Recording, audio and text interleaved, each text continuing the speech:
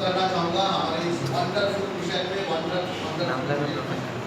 मैं सुजीत अधिकारी पिछले 23 सालों से इस करियर रिलेटेड प्रोजेक्ट के साथ जुड़ा हुआ हूँ। ये प्रोजेक्ट ना तो केवल मेरी जिंदगी को बदला है बल्कि पूरे भारत में ऐसे लाखों करोड़ों परिवार हैं जिन्होंने इस प्रोजेक्ट के साथ जुड़कर अपनी जिंदगी को अपने भविष्य को एक नया आप लोग बहुत फॉर्चुनेट है, लकी है क्योंकि आज आपको इस मंच पे या तो इस प्रोग्राम में आपको चांस मिला है यहाँ पे आने के लिए, इस प्रोजेक्ट के साथ जुड़ने का मौका है। इस मौके को समझने के लिए जो क्राइटेरिया बताया वो सारे क्राइटेरिया को आपको मेंटेन करना है। सबसे ज़्यादा जो इम्पोर्टेंट है फिजिकली और मेंटली आपको यहाँ पे रहना बहुत। चलिए अब डायरेक्टली अपना डिस्कशन में जाते हैं, ज़्यादा लेट ना करते हुए। सबसे पहले हमारा प्रोजेक्ट में हम आज की डिस्कशन में 3 कॉन्टेंट को लेकर डिस्कस करें, 3 सब्जेक्ट को लेकर डिस्कस करें। वो सब्जेक्ट क्या है आइए। हमारा प्रोजेक्ट का जो नाम है वो करियर डेवलपमेंट। अच्छा बेंगोली में बोलूं या हिंदी में? बेंगोली में कंफर्टेबल है आप सब लोग? ऐसा कोई है जो मतलब जो बेंगोली नहीं समझते तो हाथ उठा सकते, जिनको बेंगोली आता नहीं? ठीक है, বাঙালি ছেলে বাংলায় কথা বলি, চলবে তো? তো আজকে আমাদের যে ডিসকাশনটা হবে সেটা হচ্ছে ক্যারিয়ার ডেভেলপমেন্ট প্রজেক্ট। এই প্রজেক্টের 3টে পিলারকে নিয়ে আমরা ডিসকাশন করব। যদিও আমার বাংলাটা কেলু মানে আপনাদের বাংলাটা হচ্ছে সিলেটি, আমারটা কেলু, কেলু বোঝা যাবে তো? সিলেটি তো ওই মাছ মানি না, ওই মাছ মানতে পারি না, ঠিক আছে? বাংলাতেই চলুন। তো আমাদের এই প্রজেক্টের 3টে প্যারামিটার, 3টে পিলার, এই 3টে পিলারকে আমরা ডিসকাশন করব।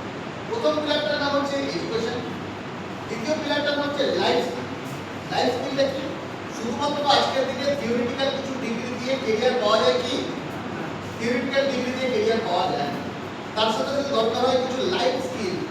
লাইফ স্কিল এমন একটা স্কিল, এমন একটা দক্ষতা যে দক্ষতার মধ্যে দিয়ে একটা মানুষ রিয়েলি তার ক্যারিয়ারকে একটা নতুন উচ্চতায় নিয়ে যাবে।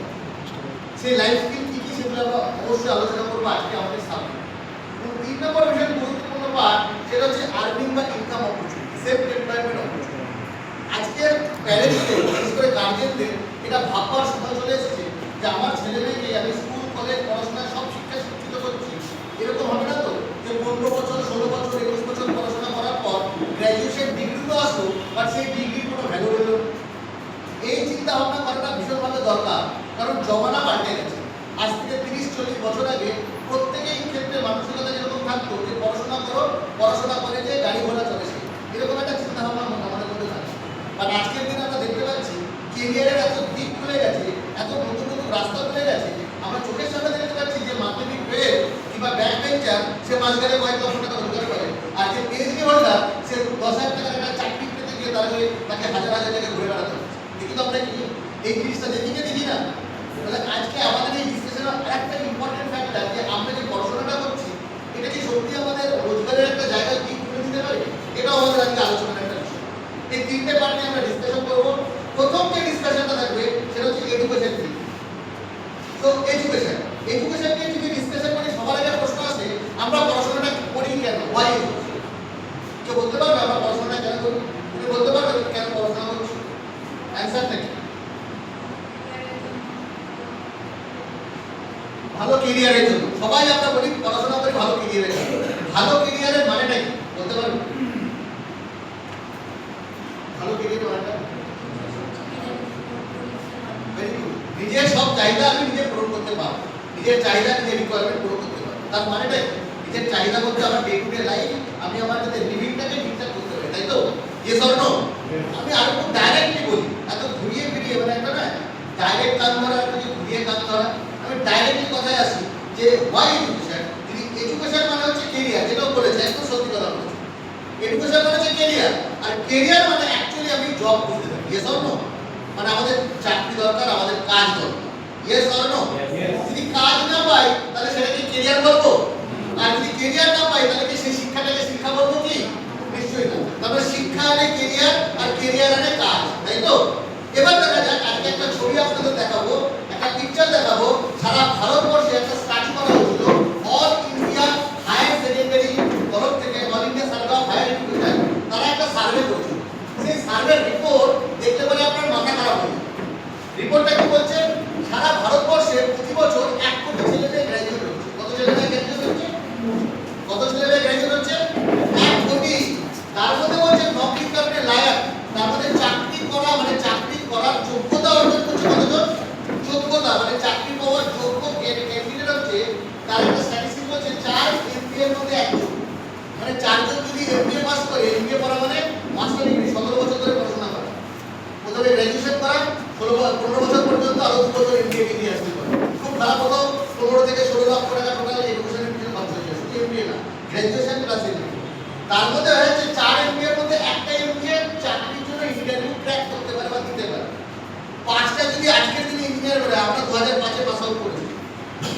আমি আগে দেখতে পাচ্ছি যে হিস্ট্রি নিয়ে পড়াশোনা করছে সেও ইঞ্জিনিয়ার, যে ছেলেটা জীবনে কোনোদিন ক্যালকুলাস শিখলো না, ফিজিক্স শিখলো না, কেমিস্ট্রি শিখলো না, সে হঠাৎ করে ইঞ্জিনিয়ার হয়ে গেল। কিসের জন্য? বাবা তাকে 4-5 লাখ টাকা ডোনেশন দিতে ছিল একটা বিল্ডিং নিয়ে। আজকে ভারতবর্ষের চিত্রটা এটাই, 5টা যদি ইঞ্জিনিয়ার করে তার মধ্যে একটা ইঞ্জিনিয়ার চাকরি করার যোগ্য, তারপরে 10টা গ্র্যাজুয়েটের মধ্যে দেখা যাচ্ছে একটা যোগ্য, বাকি 9টাই বেকার। যদিও আমাদের আশেপাশের অবস্থা, এডুকেশনের অবস্থা যথেষ্ট ভালো, কম্পেয়ার টু একটা সময় ভারতবর্ষে পশ্চিমবঙ্গের বিরাট লাভ থাকতো পড়াশোনা বা শিক্ষাগত যোগ্যতার দিক থেকে। আর শিক্ষাগত যোগ্যতার দিক থেকে বা কেরিয়ার পড়াশোনার দিক থেকে এখন বেঙ্গলের মান ভীষণ খারাপ হয়ে গেছে। তার থেকে বিহারের এডুকেশন সিস্টেম অনেক বেটার। কিন্তু পুরো ভারতবর্ষে করেছি, পুরো ভারতবর্ষ করে যেটা দেখেছি 10টা গ্র্যাজুয়েটের মধ্যে 9টাই বেকার। আমি এরকম প্রচুর ছেলেমেয়ের ইন্টারভিউ দিয়েছি, হোটেল ম্যানেজমেন্ট পড়াশোনা করছে, একটা ছেলে তাকে জিজ্ঞাসা করছে কি দিয়ে পড়াশোনা করছো, যে হোটেল ম্যানেজমেন্ট। বায়োডাটা যখন করছে তখন কি হোটেল বানানটা লিখছে HOTEL, হোটেল। তো হোটেলটা হোটেল হয়ে গেছে। সে 4 বছর ধরে পড়াশোনা করেছে, তার বাবা 5 লক্ষ টাকা খরচ করে। এবার কি মনে হয় এই ছেলেটা কোনো 5 স্টার হোটেলে চাকরি পাবে? যে হোটেলটাকে হোটেল লিখছে তার চাকরি পাবে কি? এরকম ভাবে প্রচুর ডিগ্রি আমরা পাচ্ছি, আর সেই ডিগ্রির কোনো ভ্যালু নেই। তাহলে স্কুল কলেজ ইউনিভার্সিটি কি করছে? পয়সা দিলেই ডিগ্রি দিয়ে দিচ্ছে, আর সেই ডিগ্রির রেজাল্ট কি দেখা যাক। কি লেখা আছে নেক্সট? Uneducated unemployed. এই স্কুল কলেজ ইউনিভার্সিটি তৈরি করছে শিক্ষিত বেরোজগার, শিক্ষিত বেকার। এই যে আমরা বলি জিসি কলেজ সবথেকে ভালো কলেজ, কাছাড় কলেজ মান জিসি কলেজের কতটা ভালো। সে যতই ভালো বানাক না কেন, আমি গ্যারান্টি দিয়ে বলতে পারি লাস্ট 10 বছরে জিসি কলেজ থেকে যতগুলো স্টুডেন্ট পাস আউট করেছে তার মধ্যে 10% ছেলে মেয়ে চাকরি পেয়েছে কিনা সন্দেহ। 10% ছেলে মেয়ে কলেজের দমে, কলেজের দক্ষতায় চাকরি পেয়েছে কিনা সেটা সন্দেহ। কলেজের দক্ষতা, ওই পড়াশোনার 10% ছেলে মেয়ে লাস্ট 10 বছরের, এটা আপনাকে রেকর্ড করছি, এটা রেকর্ড করছি। তাহলে এই যে ছেলে মেয়ে পড়াশোনা করছে, বেকার হচ্ছে, তার পিছনে এই বেকার হওয়ার জন্য আমরা কি মেহনত করেছি, কি আমরা পরিশ্রম করেছি। প্রায় 16 বছর আমরা পড়াশোনা করছি, তাই তো? আজকের দিনের একটা গ্র্যাজুয়েশন ডিগ্রি করতে গেলে কত বছর সময় দিতে হয়? প্রায় 16টা বছর আমাদের দিতে হয়। Yes or no? আর এই 16 বছর তার সাথে যদি আমরা ডিগ্রি লক্ষ টাকার ফিস, কয়েক লক্ষ টাকা আমরা নিয়ে আসতে হয়। যার কাছে সে পয়সা নেই সে লোন করে নিয়ে আসে। যেমন আমি লোন করেছিলাম, আমার বাবাকে লোন করতে হয়েছিল। আমি একটা মিডল ক্লাস ফ্যামিলি ব্যাকগ্রাউন্ডের ছেলে ছিলাম, আমার ফ্যামিলির পক্ষে পসিবল ছিল না যে কয়েক লক্ষ টাকা দিয়ে সে গ্র্যাজুয়েশন করাবে বা বিটেকের মতো একটা প্রফেশনাল ডিগ্রি কোর্স করাবে। বাবাকে লোন নিতে হয়েছিল প্রভিডেন্ট ফান্ড। তারপরে থেকে মা বাবার একটা পরিশ্রম, এত কিছু করার পরও ফ্যামিলি নেই, নকরি নেই, পড়ে লিখে বেরোজগার, শিক্ষিত বেকার যুবক হয়ে আমরা যুবক যুবতী হয়ে ঘুরে বেড়াচ্ছি। তারপরে শিক্ষিত বেকার যুবক যুবতী হতে গেলে আমরা 16 বছর দিয়ে দিয়েছি, কয়েক লক্ষ টাকা খরচা করে ফেলেছি, আর এন্ড রেজাল্ট আমাদের আউটপুট থেকে দিচ্ছে আমরা শিক্ষিত বেরোজগার, শিক্ষিত বেকার। প্রশ্ন হচ্ছে কেন এরকম ঘটনা ঘটছে? নেক্সট স্লাইডে যাও। এই কেন ঘটনা ঘটছে সেটা জানার আগে এখন দেখে নেব যে যারা শিক্ষিত বেরোজগার তাদের কাছে রাস্তা কি আছে, তাদের কাছে কোন অপশন খোলা আছে, কি করছে আজকে দিকে তারা। একটা সময় তাদের সামনে জব থাকতো। আমার বাবা চাকরি করতে মিলিটারি ইঞ্জিনিয়ারিং, আমার চাকরি করতে অর্ডিন্যান্স ফ্যাক্টরিতে, আমার দাদু চাকরি করতে মিলিটারি ইঞ্জিনিয়ারিং সার্ভিসে। সবই সেন্ট্রাল গভর্নমেন্টের এক একটা, মানে ডিফেন্সের একটা অর্গানাইজেশন, ডিফেন্সের এক একটা পার্ট, মিনিস্ট্রি অফ ডিফেন্সের একটা পার্ট। আমার বাবার চাকরিটা হয়েছিল ডিফেন্সের লোকজন ঘোরাঘুরি করছিল, একদিন আমাদের গ্রামে এসেছিল। তারপর আমার ঠাকুমাকে জিজ্ঞাসা করে আপনার বাড়িতে কোনো ছেলে আছে চাকরি করবে? বলে হ্যাঁ আমার বাড়িতে ছেলে আছে। আমার বাবার চাকরিটা হয়ে যাবে। আজকে দিনে সম্ভব? মনে হচ্ছে না ব্যাপারটা গল্পের মতো মনে হচ্ছে তো? আজকের দিনে পড়াশোনা যারা শিক্ষিত ছেলেমেয়েরা চাকরির অ্যাপ্লাই করতে পারে না। আমরা দেখেছি কয়েক কোটি অ্যাপ্লিকেশন করে যায়। আমাদের ব্যারাকপুরে, আমি যেখানে থাকি ব্যারাকপুর, সেখানে একটা শ্মশান ঘাট আছে। সেই শ্মশান ঘাটে মরা পড়ানোর জন্য লোকের দরকার, তার জন্য 2টো সিট খালি ছিল। প্রায় 10 লক্ষ ছেলে মেয়ে অ্যাপ্লাই করেছে, তার মধ্যে master degree holder, graduate holder. এবং অবাক করা কাণ্ড, সেখানে ব্রাহ্মণ ছেলেমেয়েরাও অ্যাপ্লাই করেছে। মানে আজকের দিনে চাকরিটা কতটা দরকার ওই জন্য দেখেছি যে কোনো কাজ যে কোনো ছেলে মেয়ে করার জন্য রেডি, বাট তার একটা চাকরি। তাহলে আজকে তারা যাবেটা কোথায়? যারা পড়াশোনা শিখছে অথচ চাকরি পাচ্ছে না, তারা যাবেটা কোথায়? তাদের রাস্তা এরকমভাবে খোলা। দেখুন উপরে লেখা বিটেক পানিপুরি বাড়ি। তো বিটেক করে তারপরে কি বিক্রি করতে হচ্ছে? ফুচকা বিক্রি করতে হচ্ছে। বিটেক চায় বাড়ি, বিটেক করার পর চা বিক্রি করতে হচ্ছে। ওই দেখুন কোনায় কি দেখতে পাচ্ছেন? পিএইচডি সবজিওয়ালা পাঞ্জাবে, পিএইচডি করার পর সবজি বিক্রি করতে হচ্ছে। দ্য গ্র্যাজুয়েট চায়ওয়ালা, আমার দা জুড়ে দিচ্ছে দা, দ্য গ্র্যাজুয়েট চায়ওয়ালা, গর্ব করে আমরা বলছি। আমাদের মনে হয় এটা হাসির নয়, এটা আমাদের জন্য একটা বিরাট বড় দুঃখের কারণ যে যে বাবা মারা কত কষ্ট করে, কত লাঞ্ছনা বঞ্চনা সহ্য করার পর ছেলে মেয়েটাকে অনেক আশা আকাঙ্ক্ষা নিয়ে বড় করে, ছেলে মেয়েরাও 15 বছর 16 বছর ধরে রোগরে রোগরে পাস আপ করে, তারপরে যদি তাকে ফুচকা বিক্রি করতে হয়, চা বিক্রি করতে হয়, কোনো কাজকে ছোট করছি না, বাট এই পরিস্থিতি তাহলে আমার মনে হয় না যে আমাদের পড়াশোনার সিস্টেমের উপরে একটা প্রশ্ন করা উচিত যে পড়াশোনাটা করছি সেটা সত্যি কি আমাকে ক্যারিয়ার দিচ্ছে, সত্যি কি আমাকে একটা জায়গা দিচ্ছে, প্ল্যাটফর্ম দিচ্ছে, দিচ্ছে না। এর উপর প্রশ্ন করা উচিত, বাবা মা একটা প্রশ্ন করা উচিত যে হেডমাস্টারকে যে দেওয়া উচিত, স্যার আপনি তো বলছেন যে পড়াশোনা করে যে গাড়ি ঘোড়া চলে সে সত্যি কি আজকের দিনে সেটা সম্ভব? সম্ভব না। এটাই বাস্তব। আর এই বাস্তবটাকে যদি বাবা মারা বুঝতে না পারে তাহলে আবার দেরি হয়ে যাবে, 15টা বছর একটা ছেলের জীবন থেকে বা মেয়ের জীবন থেকে নষ্ট হয়ে যাবে। তাহলে কেউ নেই মেলতে নকরি, চাকরি পাই না কেন? তার প্রধান কারণ আসলে দেখা যাক চাকরি কেন পাই না, তার একটা বড় কারণ হচ্ছে ব্যাকডেটেড সিলেবাস এবং পুরানো টিচিং সিস্টেম। আমরা যে পড়াশোনা করি টোটালটাই ব্যাকডেটেড, টোটালটাই ব্যাকডেটেড।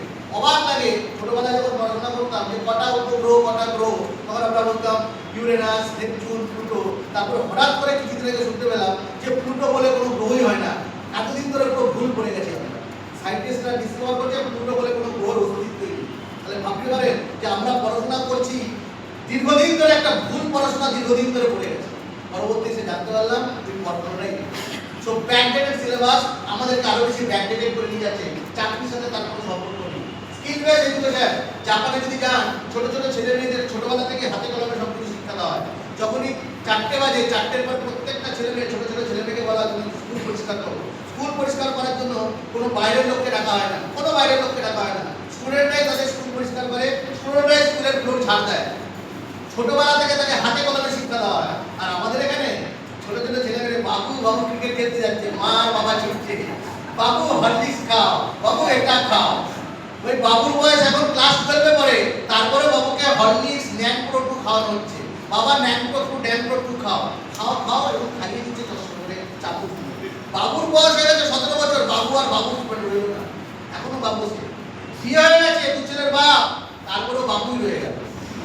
তারপরে ভাবতে পারছেন যে আজকে আমাদের এখানে ছেলে মেয়েদের অবস্থা কি? আমরা ভাবি আমাদের ছেলে মেয়েকে কষ্ট করতে দেবো না, ওইটাই সব থেকে বড় ভুল। কষ্ট করতে দিই না বলে তারা একটা অমানুষ তৈরি, তারা জীবনে বোঝে না যে স্কিল ব্যাপারটা কতটা দরকার, নিজের পায়ে দাঁড়ানোটা কতটা দরকার। ছোটবেলা থেকে এই জাপানের ছেলেমেয়েরা শেখে কি করে একটা ঘর পরিষ্কার করতে হয়, কি করে স্কুল ঘর পরিষ্কার করতে হয়, ছোটবেলা থেকে তারা শেখে।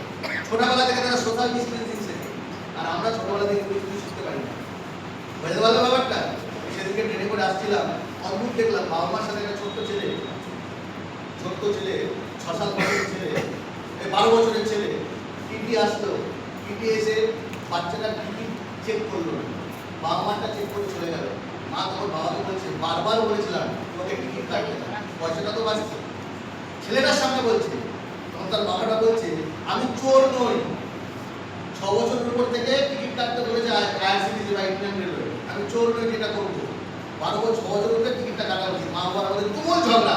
আর ওখানে বাচ্চারা বলছে কি শিখছে, কি শিখছে যে এরকম চালাকি করেও জীবন কাটানো যায়, তাই তো? Yes or no? এই শিক্ষাটা আমরা দিই, এইভাবে আমরা বাবু তৈরি করি। তো যাই হোক, সেই বাবুই বড় হয়ে রাজনৈতিক লিডার হয়, সেই বাবুই বড় হয়ে ছোটবেলায় চুরি করা শিখেছে, আর বড় হয়ে সে ভোট চুরি করা শিখেছে, তাই তো? সেই বাবুই বড় হয়ে হয়। একটা বড় কারণ এই যে নকরি পায় না, তার পিছনে বড় কারণ গ্যাপ বিটুইন ডিগ্রি আর ইন্ডাস্ট্রি ডিমান্ড। ডিগ্রি আর ইন্ডাস্ট্রি ডিমান্ডের মধ্যে বিরাট পার্থক্য, একটু এগিয়ে দেখবো। আর এই রিজনটাই শুধু আমি আজকে বলছি না, এটা কার ফটো দেখাচ্ছি? এই ফটোটা হচ্ছে আমাদের দেশের কার photo? Finance minister Nirmala Sitharaman. আসুন দেখি তিনি কি বলছে যে আজকের পড়াশোনার গাফিলতিটা কোথায়, ভুলটা কোথায়। আসুন তার ভিডিওটা দেখি। एक उदाहरण तरीके पिछले 15 दिन और 20 दिन के पहले कंट्री की बड़ा सा infrastructure company, engineering company L&T के चीफ ने कहा 45,000 जॉब्स आर लिविंग, मगर जॉब के लिए जो स्किल सेट्स चाहिए उसके साथ वाला युवा नहीं, which is what jobs are available, उसके लिए लायक युवा रेडी नहीं है। उसके लिए रेडी करने के लिए ही हम ऐसे एक्सपोजर दे रहे हैं। तो ये हमको अब्सॉर्ब करने के लिए भी किसी तरह का कोई स्कीम होगा? जरूर, after that he will be exposed to so many different companies, and with them they know which company would want that kind of a skill set. He can be opted from there. আমি কি বলছি দেখুন, L&T বলে একটা বিরাট infrastructure company, তারা বলছে যে আমার কাছে 45,000 জব অ্যাভেলেবল, 45,000 চাকরি রয়েছে, এই মুহূর্তে দিতে পারি। বাট এই চাকরিটা করার জন্য যে স্কিল সেট দরকার, যে স্টুডেন্ট দরকার স্কিলের, সেই স্টুডেন্টই পাচ্ছি না আমি। তারপরে এই পড়াশোনার সাথে স্কিলের একটা বিরাট বড় ডিফারেন্স, বিরাট বড় গ্যাপ। ইন্ডাস্ট্রি বলছে আমার এরকম স্কিলের ছেলে মেয়ে দরকার, ইন্ডাস্ট্রি বলছে এরকম স্কিলের ছেলে মেয়ে দরকার, বাট পড়াশোনা বা ট্রেডিশনাল এডুকেশন সেই স্কিল দিতে পারছে না। একটু এগিয়ে যাবো, ঠিক এই জায়গায় আমাদের কাজ, ঠিক এই গ্যাপটাকে পূরণ করার জন্য আমাদের এই প্রজেক্ট। আমাদের আজকে প্রজেক্ট তোমাদেরকে ইনভাইট করা হয়েছে, তোমাদেরকে আজকে সুযোগ দেওয়া হয়েছে এই কারণে, যাতে তোমরাও সেই স্টুডেন্টদের মতো অবস্থা না হয়, তোমরাও যাতে ওই বেকার যুবক যুবতীর মতো গ্র্যাজুয়েশনের ডিগ্রি গলায় ঝুলিয়ে চারিদিকে ঘুরতে না হয়, তার জন্য আমাদের প্রজেক্ট একটা দারুণ লেভেলের সমাধান নিয়ে এসছে যে আজকের দিনে ভারতবর্ষের সবথেকে ইউজফুল, সবথেকে ইম্পর্টেন্ট স্কিল, তিনটে স্কিলের উপরে আমরা কাজ করা শুরু করেছি। সেই তিনটে স্কিল কি কি? প্রথমত আমরা যে স্কিলকে নিয়ে ডিসকাশন করবো, অ্যাকাউন্টিং স্কিল, তারপরে digital skill and then AI skill. এই তিনটে স্কিল আজকের দিনে ভারতবর্ষের ভবিষ্যৎ বলতে পারেন। দেখা যাচ্ছে প্রায় 35 কোটি জব আগামী 2030 এর মধ্যে এই তিনটে স্কিলের উপর ডেভেলপ হতে চলেছে। কত কোটি জব? 35 করোড় জব জেনারেট হতে চলেছে পার্টিকুলারলি তিনটে স্কিলের উপরে। আমাদের যে উদ্দেশ্য, আমাদের যে মিশন, সেই মিশন হচ্ছে স্কিল বাড়াও, রোজগার পাও, বেরোজগারি কো দূর ভাগাও। চলুন আসলে দেখা যাক যে digital skill, AI skill, accounting স্কিলের মধ্যে দিয়ে আমরা আমাদের জীবনকে কিভাবে পরিবর্তন করতে পারি। আমাদের যে অর্গানাইজেশন APLL, তারা একটা অসাধারণ কোর্সকে লঞ্চ করেছে, that is smart pro AI artificial intelligence. Artificial ইন্টেলিজেন্সের একটা প্রফেশনাল ভার্সন, একটা প্রফেশনাল কোর্স সেটা লঞ্চ করেছে। আর্টিফিশিয়াল ইন্টেলিজেন্স কি? আসলে আমরা পরের পার্টে দেখি যে what is artificial intelligence. Artificial intelligence এই সমস্ত কন্টেন্ট আমরা শিখতে পারবো। এবার আপনাকে যদি বলি এই কন্টেন্ট কি, আমরা বুঝতে পারবো না, আপনারা বুঝতে পারবেন না, কারণ এটা একদম নতুন একটা স্কিল। আমরা সবাই মোবাইল ইউজ করি, হয়তো বড়জন ChatGPT সম্বন্ধে জানতে পারি, বড়জন জেমিনাই সম্বন্ধে জানতে পারি, বাট ওটার একটা বেসিক, হয়তো ফেসবুকে কোনো ব্যানার পোস্ট করার জন্য, ফেসবুকের ফটোকে আরো বেশি আপডেট করার জন্য আমরা ইউজ করেছি। বাট তার যে আরো ইনডেপথ ইউজ আছে, তার যে একটা R&D আছে, রিসার্চ ডেভেলপমেন্ট আছে, সেটা আমরা করি না, সেটা জানি না, কারণ সেটা শেখার জন্য দরকার একটা professional teacher, professional group of people. আজকে আমাদের অর্গানাইজেশন সেরকম একটা টুল নয়, এরকম প্রায় 20খানা টুল আমাদেরকে শেখাবে, 20খানা এআই টুল।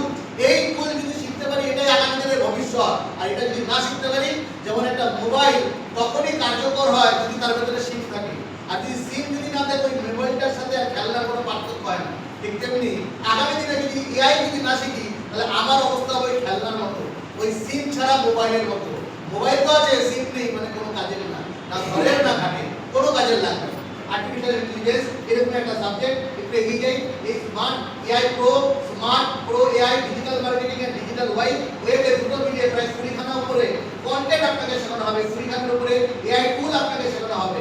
এবং কেন শিখবো যদি একটু দেখিয়ে যদি ভালো করে দেখি, তাহলে সবার আগে तेजी से टेक्नोलॉजी बताते हैं। আমরা बहुत একটা স্পিচ শুনবো। दूर का दिन नहीं होंगे जबकि आर्टिफिशियल इंटेलिजेंस डोमिनेट करेगा।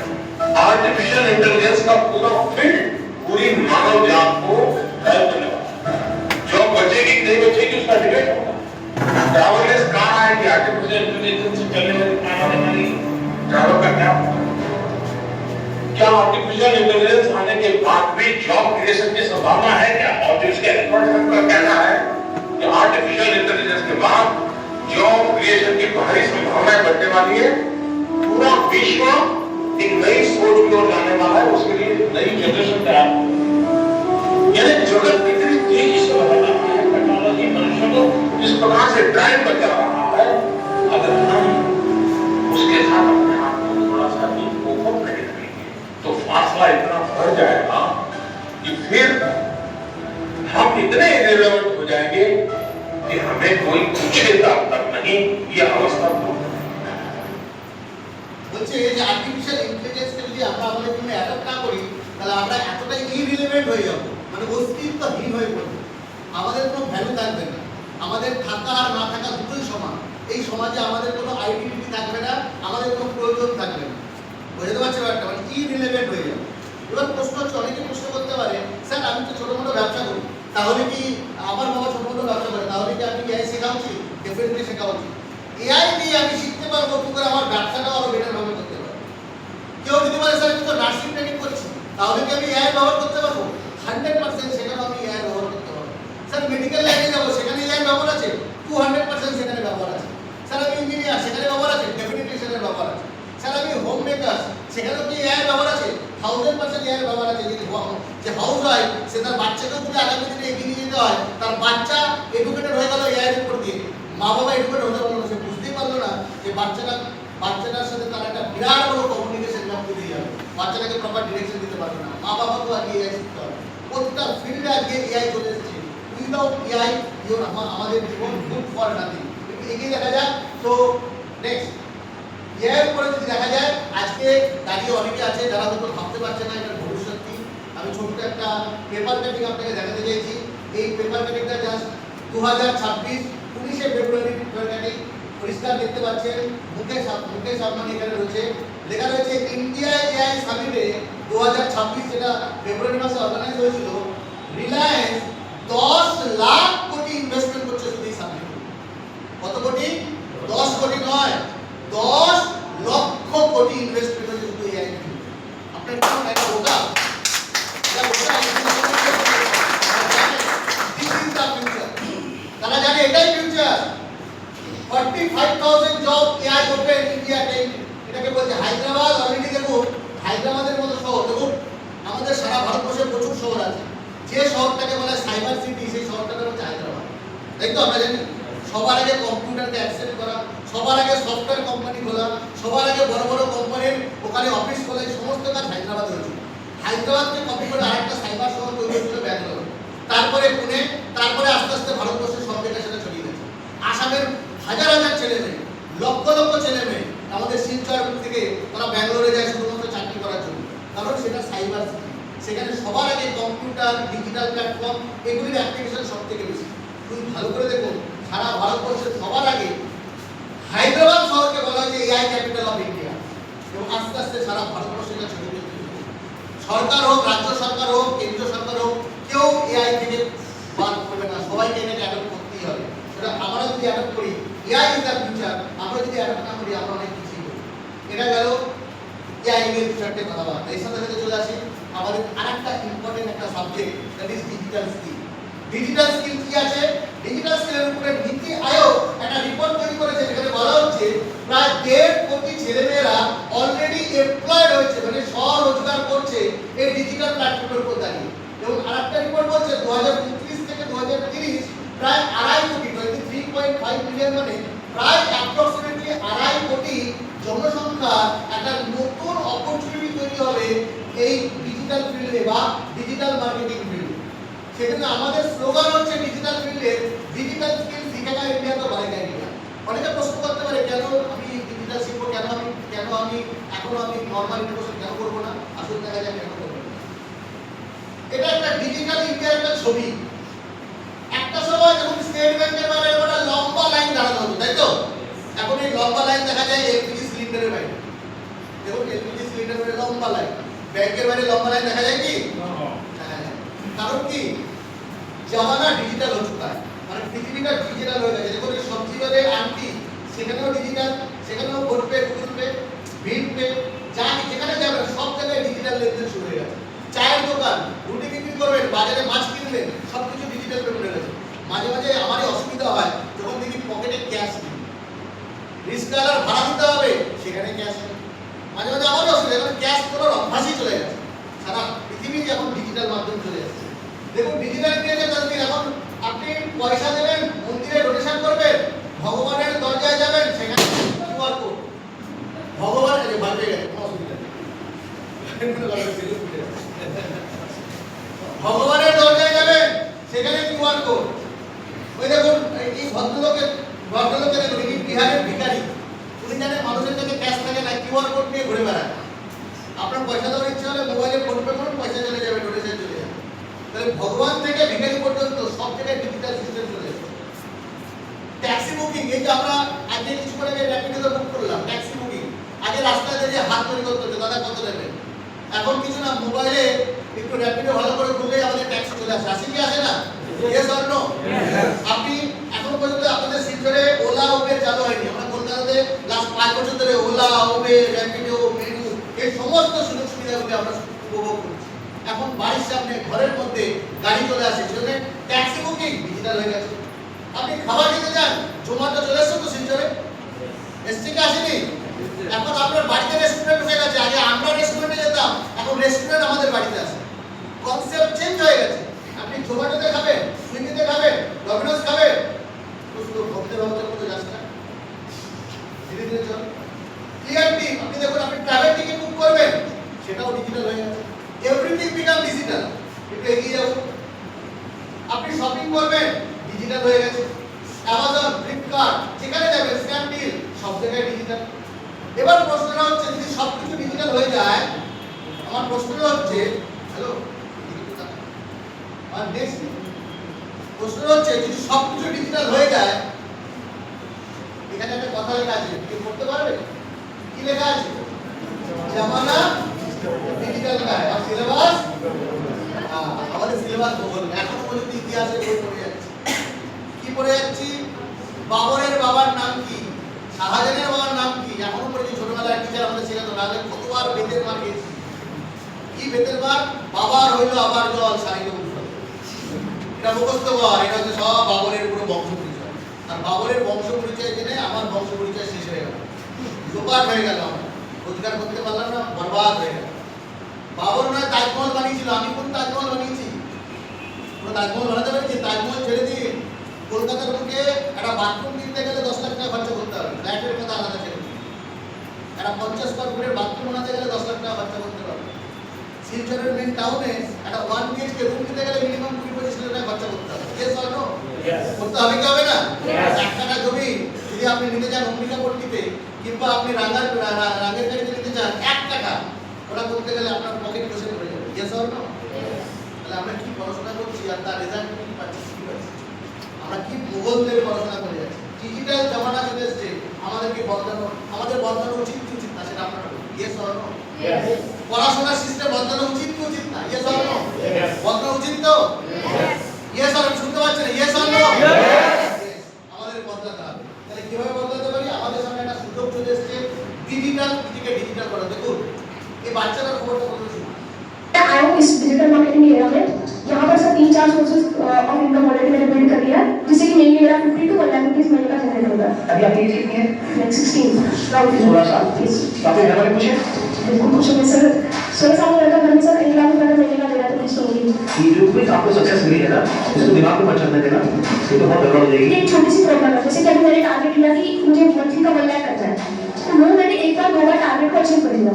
बस जब मैं नेक्स्ट अब टारगेट को अपना बड़ा कर रहा हूँ, तो उसको इंक्रीज कर रहा हूँ थोड़ा सा, तो मुझे कंफर्ट जोन वाली फीलिंग आने लगती है। मन में ये होता है कि यार पहले भी तो किया है, अब भी कर देंगे, तो उस चीज को मैं कैसे टैकल कर सकता हूँ सर? आप कुछ ज्यादा ही अलग लेवल का क्वेश्चन पूछ रहे हो, यहाँ पे बाकी लोग छुट्टी कर रहे हैं, उनके मुझसे ध्यान नहीं लगे। क्या बोल रहे हो आप?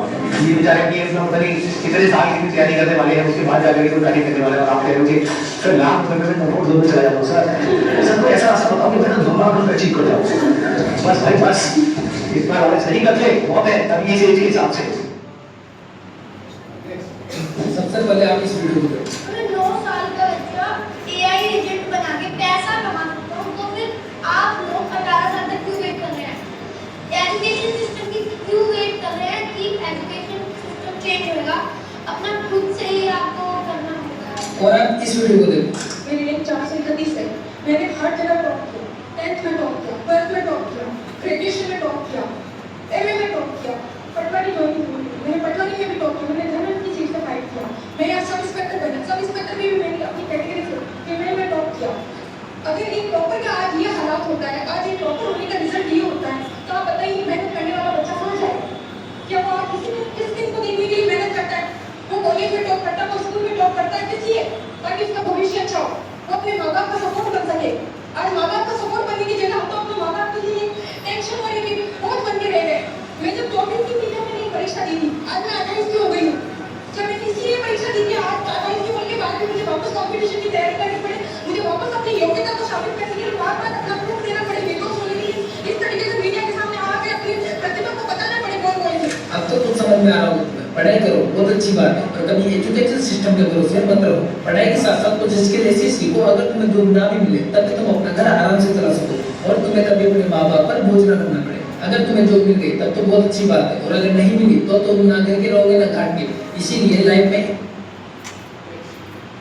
বুঝতে পারছি যে একজন মহিলা যে সবকিছুতে টপ করেছে কতটা ফ্রাস্ট্রেটেড হতে পারলে যে পড়াশোনা করতে করতে বয়সটা 28 হয়ে গেছে, তারপরে সেটা তার যোগ্যতা অনুযায়ী কাজ পাচ্ছে।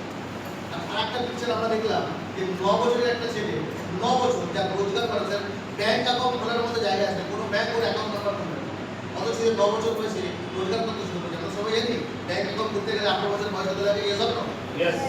এরা কিন্তু কেউ এডুকেশন সিস্টেমের অপেক্ষা করে, তারা নিজের দক্ষতা অর্জন করে এআইসিতে ডিজিটাল মার্কেটিং শিখে তারা কিন্তু কেরিয়ার বানাতে শুরু করে। এবার আমাদের ভাবা উচিত আমরা কি 18 বছর বয়স পর্যন্ত অপেক্ষা করবো, না আমরা আগে থেকে নিজেকে স্টার্ট করবো? এই ভাবনা চিন্তাটা এখন থেকে করা উচিত। নেক্সট, আমাদের এই অর্গানাইজেশন এটার জন্য একটা অসাধারণ লেভেলের প্রোগ্রাম নিয়েছে, স্মার্ট ওয়েবটেক প্রোগ্রাম। এই স্মার্ট ওয়েবটেক প্রোগ্রামে আমরা YouTube master class, digital influencer, career builder, social media tools, তারপরে আমরা এখান থেকে Google AdSense, PPC technology, WordPress, hosting, website বা ওয়েবসাইট তৈরি করা, digital platform and branding, bloggers, search engine optimisation, এই সবগুলি ডিজিটাল মার্কেটিং যেগুলি ভীষণ ভীষণ ইম্পর্টেন্ট পার্ট, এগুলি সব কিছুকে কভার করা হচ্ছে।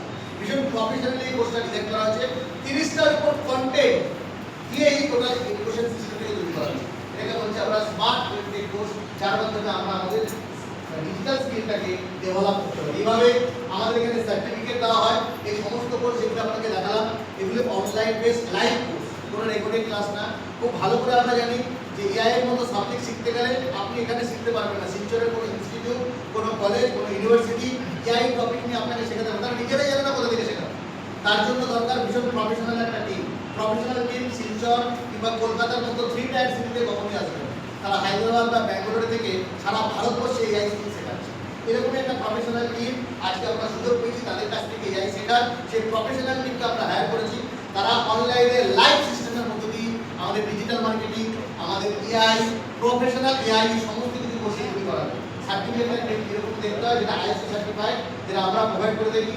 নেক্সট, এর সাথে সাথে যদি কেউ মনে করে আমরা ফিজিক্যাল কোর্স করবো, তাহলে আমরা এখান থেকে 6 মাসের একটা ফিজিক্যাল কোর্স করতে পারি, যার নাম হচ্ছে স্মার্ট কমার্স। যেখানে আইটি স্কিলের পাশাপাশি কমার্স স্কিলও শেখানো হয়। Tally, business accounting, provident fund, ESI, GST, project, internet, email এবং কম্পিউটারের বেশ কিছু আছে। এই সমস্ত কিছু দিয়ে 6 মাসের একটা ফিজিক্যাল কোর্স আমরা করতে পারবো। আমাদের শিলচরে একটা অসাধারণ সেন্টার হচ্ছে কেরিয়ার ক্লাস, সেখানে গিয়ে কোর্সটা করা শুরু করেছি। নেক্সট, আমরা এগোবো স্টুডেন্ট যারা আমরা এই কোর্সগুলি করি তারা কোথায় কোথায় অ্যাপ্লাই করতে পারবো। যদি এই কমার্স স্কিল আমার মধ্যে থাকে, যদি এই ডিজিটাল স্কিল থাকে, এআই স্কিল থাকে, তা আমরা এতগুলি আইডেন্টিটি নিজের ভেতরে তৈরি করতে পারবো।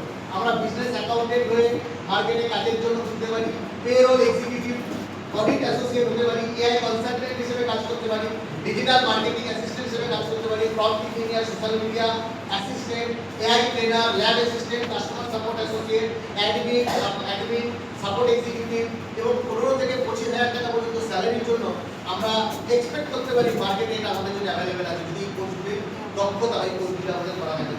ফ্রিল্যান্সিং, যদি কেউ মনে করে স্যার আমি স্যালারি করবো না, স্বাধীন হতে পারবো না, আমি কারোর নিজে চাকরি করবো না, নিজে থেকে কিছু করতে চাই, নিজের মতো করে প্রজেক্ট ডেভেলপ করতে চাই, এক একটা প্রজেক্টের 500 থেকে 10,000 টাকা পর্যন্ত পার প্রজেক্টে আমরা রোজগার করতে পারি। মান্থলি 30 থেকে 40,000 টাকা রোজগার করার সুযোগ আমাদের স্কিল রেট এডুকেশন আমাদেরকে করে দিচ্ছে। যদি মনে হয় যে এরপরেও আমাদের অ্যাসিস্ট্যান্ট দরকার, এরপরেও আমাদের সাহায্য দরকার, তাহলে এপিএলএ আমাদেরকে প্লেসমেন্ট করার সুযোগ দিচ্ছে। এখানে আমাদের প্লেসমেন্ট ড্রাইভ রয়েছে, প্লেসমেন্ট অ্যাসিস্ট আমরা করি। অবশ্যই প্লেসমেন্ট ড্রাইভ বা অ্যাসিস্ট্যান্টের সুবিধা আমরা করে দেবো আপনাকে, যোগ্যতা আপনাকে দেখাতে হবে। গ্যারান্টি আমরা দিতে পারি না চাকরির, কারণ আপনি কতটা সিরিয়াসলি পড়াশোনা করেছেন, কতটা ভালোভাবে মনোযোগ দিয়ে এআইটা শিখেছেন, কি স্কিল আপনি তৈরি করতে পেরেছেন পড়াশোনার মধ্যে দিয়ে, তার উপর ডিপেন্ড করবে আপনার ইন্টারভিউ ক্র্যাক করা। ইন্টারভিউর ব্যবস্থা আমরা করে দেবো, বিভিন্ন অর্গানাইজেশনের প্লেসমেন্ট সিস্টেম আমরা প্ল্যাটফর্ম দিয়ে চলে আসবো। যোগ্যতা আপনাকে প্রমাণ করতে হবে, এর মধ্যে দিয়ে আপনি চাকরি করতে পারবেন। নেক্সট, এপিএলএল নাকি এতক্ষণ ধরে আমরা এপিএলএল সম্বন্ধে শুনছিলাম, একটু ব্যাকগ্রাউন্ড সম্বন্ধে বলে দিই। Best edtech company now in India. সারা ভারতবর্ষে ডিজিটাল এডুকেশনের উপরে প্রচুর ইনস্টিটিউট আছে, বাট সব থেকে বলতে পারেন আজকে ভারতবর্ষের সব থেকে বড় ইনস্টিটিউট, যে সব থেকে বেশি স্টুডেন্ট স্টুডেন্টকে সারা ভারতবর্ষে পরই একটা রেকর্ড তৈরি করেছে। প্রায় 5 লক্ষ ছেলে মেয়ে এপিএলএর এর মধ্যে দিয়ে তারা বিভিন্ন ধরনের স্কিল রিলেটেড এডুকেশনকে কমপ্লিট করছে, হুইচ ইজ এ রেকর্ড। সেখানে বেস্ট এডুটেক অ্যাওয়ার্ড এরা পেয়েছে। More than 1000 plus active learning centre এদের রয়েছে। Highly experience faculty. অলরেডি এপিএলএর যত থেকে শুরু হয়েছে আজ পর্যন্ত 30 লক্ষ স্টুডেন্ট পাস আউট হয়েছে। ফ্রি অনলাইন কোর্সেস আমরা প্রোভাইড করি। Ebook facility, course fees is very less and ISO certified certification আমরা এখানে পাই। নেক্সট, এবার আমরা প্রথম আমার এডুকেশন পার্টটা যেটা আমি বলেছিলাম আমি আপনাদের সাথে ডিসকাস করব, এটা আমার কমপ্লিট। আরো ডিটেইলস যদি আপনাকে জানতে হয় www.apl.info, যেখানে আমরা টোটাল এডুকেশন সম্বন্ধে আরো ডিটেইলস জানতে পারি। যদি তো আমরা মনে করি কোনো ডেমো ক্লাসেস করব, সেই ডেমো ক্লাসেসের সুযোগও আমাদের এখানে রয়েছে। ডেমো ক্লাস করে এই কোর্সের যে কোয়ালিটি, এই কোর্স কতটা প্রফেশনালি আমরা কন্ডাক্ট করি, সেটাও আমরা ডেমো ক্লাসের মধ্যে দিয়ে সেটা আমরা জানতে পারি। আমাদের এখানে ডেমো ক্লাসের সুযোগ রয়েছে। আমাদের যে নেক্সট যে সাবজেক্ট যেটা নিয়ে আমরা চর্চা করতে চলেছি, that is earn while learn, মানে রোজগার করুন পড়াশোনা করতে করুন। কাদের মনে হয় যে এই কনসেপ্টটা খুব ভালো কনসেপ্ট, যে পড়াশোনার পাশাপাশি রোজগার করা দরকার? হাত তুলুন। যে পড়াশোনার পাশাপাশি প্রত্যেকে রোজগার করা খুব ভালো লাগে আপনাদের হাতগুলি দেখে। আজ থেকে 10 বছর আগে ঠিক এই প্রশ্নটাই করছিলাম একটা স্কুল ভর্তি ছেলে মেয়েদের সামনে, বাবা মাও সে করতেছে। বলেছিলাম এই প্রশ্নটা করেছিলেন যে কাদের মনে হয় পড়াশোনার পাশাপাশি রোজগার করা উচিত? কারোর হাত ওঠেনি। আমি যখন জিজ্ঞাসা করলাম কেন এরকম বলছে, তখন বলছে না, পড়াশোনা করলে ছেলে মেয়েদের মাইন্ডসেট নষ্ট হয়ে যাবে, অন্যদিকে ফোকাস চলে যাবে। আজকের বাবা মারা হারিয়ে টের পাচ্ছে যে আজকের ছেলেমেয়েরা যারা ক্লাস 10 পড়াশোনা করে, হাতে একটা মোবাইল দিয়েছে, সেই মোবাইলে দিয়ে সে কোথায় কোথায় ফোকাস করে বসে রয়েছে, কোথায় কোথায় সাইডে ডিস্টার্ব হয়ে বসে রয়েছে। আজকের দিনে বাবা মারা হারিয়ে টের পাচ্ছে। এই জন্য তারা খুব ভালো করে জানে যদি সে পড়াশোনার পাশাপাশি একটা প্রোডাক্টিভ কাজ করতে পারে, এর থেকে ভালো কিছু হতে পারে। আমি যখন ফরেনে গেছিলাম, পড়াশোনার পাশাপাশি রোজগার কাকে বলে সেটা সবসময় দেখে এসেছিলাম। লন্ডনে যখন গেছিলাম, লন্ডনে যখন গেছিলাম তখন এই পিকচারটা আমি দেখেছিলাম। কি পিকচার? আমি একটা ফার্মাসিস্টে গেছি, দোকানে গেছি ওষুধ কিনতে, সেখানে গিয়ে দেখি একটা ভারতীয় স্টুডেন্ট, সে ওষুধ বিক্রি করছে। তুমি এখানে ওষুধ বিক্রি করছো, তুমি এখানে চাকরি পেয়েছো? বলছে না স্যার, আমি এখানে বিসিএ করছি, বাবা মা পাঠিয়ে দিয়েছে, এত টাকা তো এত লক্ষ টাকা পে করতে পারে না, সেখানে পার্ট টাইম আমি চাকরি করি, সো দ্যাট আমার পড়াশোনার খরচাটা যাতে কিছুটা সাপোর্ট করতে পারি বাবার সাথে। যখন আমি দেখলাম ওখানে ডেলিভারি বয়, যে ডেলিভারি বয় কনসেপ্ট আজকে ইন্ডিয়াতে আছে, আজকে দেখছি আমাদের ভারতবর্ষে ছোট্ট ডেলিভারি বয় কাজ করে, গ্র্যাজুয়েশন করছে, রাতের বেলা নাইট কলেজ করে, দিনের বেলা ডেলিভারি বয় কাজ করে এবং তারা পড়াশোনা করছে। এটা দেখে আমার খুব ভালো লাগছে যে আজকে আমাদের ছেলেমেয়েরা, প্রচুর ছেলেমেয়ে আছে যারা ভীষণ সিরিয়াস, ভীষণ সিরিয়াস, যে সকালবেলা বাইক চালায়, র্যাপিডো চালায়, সকালবেলা বাইক চালাচ্ছে, র্যাপিডো চালাচ্ছে, বিকালবেলা নাইট কলেজে পড়াশোনা করছে। তার মানে তারা ফোকাস, সময়টা অপচয় করছে। আর্নিংয়ের সাথে সাথে রোজগার ভীষণভাবে দরকার। এটা আমি করেনি 2010 সালে গিয়ে দেখেছিলাম, 2010 সালে। কিন্তু যখন ভারতে আসি তখন দেখি পরিস্থিতিটা পুরো পাল্টানো। ভারতে বসে দেখি নেক্সট, ভারতবর্ষে এসে দেখি যে ওই ভারতীয় স্টুডেন্টরাই যখন ভারতে থাকে, বিদেশে থাকে, তখন দেখে যে সিচুয়েশন হচ্ছে বাড়িতে বসে মোবাইল গেম খেলে কাটাচ্ছে। কি খেলছে না? জাঙ্গলি রামি। এই কিছুদিন একটা খবর শুনলাম, বাবা বলছে আমাদের কাছে, বাবা তার দুঃখ প্রকাশ করছে, ব্যাংকে রেখেছিলাম 10 লক্ষ টাকা, ছেলে জানতো পাসওয়ার্ড, কিভাবে পাসওয়ার্ড জোগাড় করে ফেলে, ঝড় করে দেখি সব হাওয়া। কোথায় গেল টাকা? বলে জাঙ্গলি রামি, লুডো, জুয়া খেলে সব টাকা উঠিয়ে দিচ্ছে। কি জুয়া? না অনলাইন জুয়া। ভাবতে পারছে 10 লক্ষ টাকা হাওয়া। অদ্ভুত। আজকের জেনারেশন ভয়ঙ্কর একটা রোগের মধ্যে পড়েছে। আজকে যদি মোবাইল থেকে তাদেরকে দূর করা যাবে না, মোবাইল থেকে তাদের দূর করা যাবে না, কিন্তু যেটা করতে পারি মোবাইলের প্রোডাক্টিভ ইউজ, এই মোবাইলটা কি করে ভালো করে ব্যবহার করা যায় সেটাকে আমাকে শেখাতে হবে। বুঝতে পারছো একটা? মোবাইল দিয়ে শুধু খারাপ না, ভালো কাজও করা যায়, সেটা শেখাতে হবে। তার জন্য আমাদের মতো অর্গানাইজেশন রয়েছে যারা প্রতি মুহূর্তে শেখাচ্ছে যে আমরা পড়াশোনাটাও করতে পারি এবং পাশাপাশি রোজগারও করতে পারি। আর যদি আমরা পড়াশোনার পাশাপাশি রোজগার না করি তাহলে জীবনটা কি কিরকম দাঁড়াবে? সবাই এই পড়াইতে কামাই কিনতে যাবে, কিরকম ভাবে একটু দেখা যায়। যেখানে আজকে আমাদের ছেলেমেয়ের বয়স 18 বছর বয়সে রোজগার করা উচিত, একটা স্টাডি করে দেখা গেছে যে শিলচর, করিমগঞ্জ বা বদরপুর, আমরা যদি হাইলাকান্দি যদি এই অঞ্চলটা দেখি, কিংবা আমরা বেঙ্গল বা কলকাতার বিভিন্ন পার্ট দেখি, দেখা যায় যে বাঙালি ছেলেমেয়েরা বেশিরভাগ ক্ষেত্রে তারা 24 বছরের আগে চাকরি হতে না বা রোজগার হতে না। তারা ভাবে যতদিন যাই বাবার হোটেলে খাওয়া দাওয়া করি, কোনো অসুবিধা নেই। সকালে খাচ্ছে, যাচ্ছে, ঘুরে বেড়াচ্ছে, অনলাইন লুডো খেলছে কিংবা ড্রিম 11 খেলছে, এদিকে SPL 11 বা IPL খেলছে আমাদের রোহিত শর্মা, আর এদিকে আমাদের ড্রিম 11 খেলছে আমাদের বাড়ির রোহিত শর্মা। ক্রিকেটের টিম বানাচ্ছে, লক্ষ লক্ষ টাকা নষ্ট করছে। 24 বছর লাগে আমাদের ছেলেমেয়েরা কাজ করে না, এবং এরকম করে 18 বছর থেকে রোজগার করতে পারি আমরা, আর 24 বছর আগে শুরু করি না। 6 বছর আমরা রোজগারের জন্য ডিলে করি, মানে দেরি করি। আর এই 6 বছর কত টাকা লস হয়, এই ক্যালকুলেশনটা আমি ঘরে বসে যখন করেছিলাম আমি আট করেছিলাম, সত্যি তো তাই। যদি প্রতি মাসে 10,000 টাকা করে রোজগার করি, তাহলে এক বছরে কত টাকা রোজগার হতে পারে? মাসে 10,000 মানে এক বছরে কত টাকা রোজগার হবে? হ্যাঁ, মান্থলি 10,000 রোজগার করছো, তাহলে এক বছরে কত টাকা রোজগার হবে? হ্যাঁ, 1,20,000, ভেরি গুড। 1,20,000 টাকা রোজগার হবে এক বছরে। আর যদি 6 বছরের রোজগারটা করি তাহলে কত টাকা রোজগার হবে? প্রায় 7.2 লাখ। Yes or no? মজার ব্যাপার, আমি 18 বছরে রোজগার করা উচিত ছিল, শুরু করলাম 6 বছর পর, তাহলে 7.2 লাখ আমার লস হলো তো। Yes or no? তার মানে একটা স্টুডেন্ট যখন সে শুরু করলো নিজের ফিনান্সিয়াল ক্যারিয়ার বা রোজগার শুরু করলো, সে 7,20,000 থেকে স্টার্ট, মানে লস থেকে শুরু করলো, মাইনাস থেকে শুরু করলো। এই তো হয়। এই তো গ্র্যাজুয়েশন করবে, করার পর কি হবে? চাকরি পাবে না। তুমি কি পড়াশোনা করছো তো? কোন ক্লাসে করছো? ক্লাস 10 দিয়েছো, এরপর 11 12 করবে, তাই তো? Graduation first year, second year, third ইয়ারে ভর্তি করবে, বাবা মা অনেক যত্ন। তারপর যখন চাকরি পাবে না, বাবা মা কি করবে? ওরা একটা আননোন ফিগারকে ধরে বিয়ে দিয়ে দেবে, তাই তো? তারপর পরিণতি কি হবে? মাস্টার ডিগ্রি করেছি কিসের উপরে? বড় বড় সাবজেক্ট নিয়ে পড়াশোনা করছি। এখন কি করি? কলমির শাক রান্না করি, বাঁধাকপি তৈরি করছি। আমি কি বাঁধাকপির উপর গ্র্যাজুয়েশন করেছিলাম?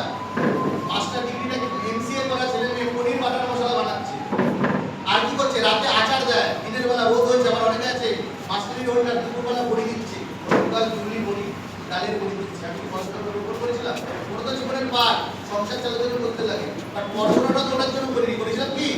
আইডেন্টিটিটা কি? কোনো আইডেন্টিটি নেই। যদি মনে হয় আইডেন্টিটিটা আমরা তৈরি করবো না, তাহলে 18-24 বছর বয়স পর্যন্ত আমাদের অপেক্ষা করা উচিত না। 18 বছর বয়স থেকে রোজগার করা উচিত। আমাদের এই অর্গানাইজেশন একটা দারুণ সুযোগ দিচ্ছে, একটা অসাধারণ সুযোগ দিচ্ছে, অ্যাবসলিউটলি ফ্রি অফ কস্ট। প্রত্যেকটা মানুষকে, প্রত্যেকটা স্টুডেন্টকে সুযোগ করে দিচ্ছে। বলছে we can earn from the age of 18। এটা জোরে হাততালি হওয়া উচিত। কি করতে হবে?